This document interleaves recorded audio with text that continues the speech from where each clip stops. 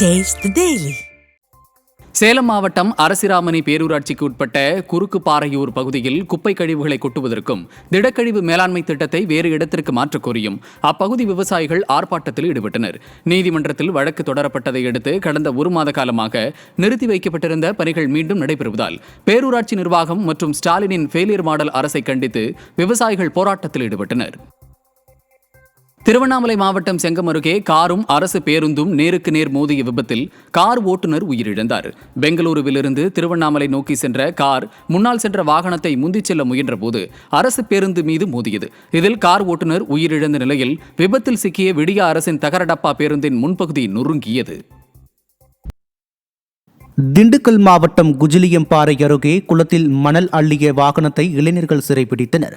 RB பில்லமநாயக்கன் பட்டியில் மண்பாண்ட தொழிலாளர்களுக்கு கொடுத்த அனுமதியை தவறாக பயன்படுத்தி லாரி மற்றும் ஜேசிபிகளில் மணல் கடத்தப்படுவதால் விவசாயம் பாதிப்பதாக கூறி வாகனத்தை இளைஞர்கள் வழிமறித்து வாக்குவாதம் செய்தனர்.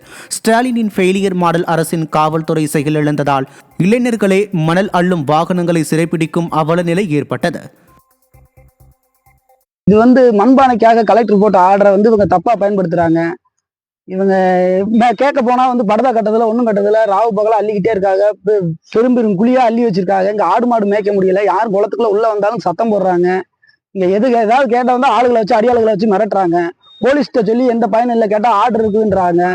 ஆர்டர் இருக்குன்னா மம்பட்டியிலையும் கடப்பாறையிலும் தான் இல்லைன்னு இவங்க கேட்டா ஜேசிபி வச்சு 3 ஜேசிபி வச்சு ஒரு ஆள் மட்டத்துக்கு குழி தோண்டி வச்சிருக்காங்க. கேட்டா எங்கனால எங்க வாழ்வாதாரமே எங்களுக்கு பாதிக்கப்படுது. திருப்பூர் மாவட்டம் உடுமலை அருகே உள்ள பஞ்சலிங்க அருவியில் நீர்வரத்து அதிகரித்துள்ளதால் சுற்றுலா பயணிகள் குளிக்க தடை விதிக்கப்பட்டுள்ளது. அருவியின் நீர்பிடிப்பு பகுதியில் பெய்து வரும் மழையால் நீர்வரத்து அதிகரித்துள்ளது. இருப்பினும் அமனலிங்கேஸ்வர் கோவில் நடை திறக்கப்பட்டு பக்தர்கள் தரிசனம் செய்ய அனுமதி அளிக்கப்படுகிறது.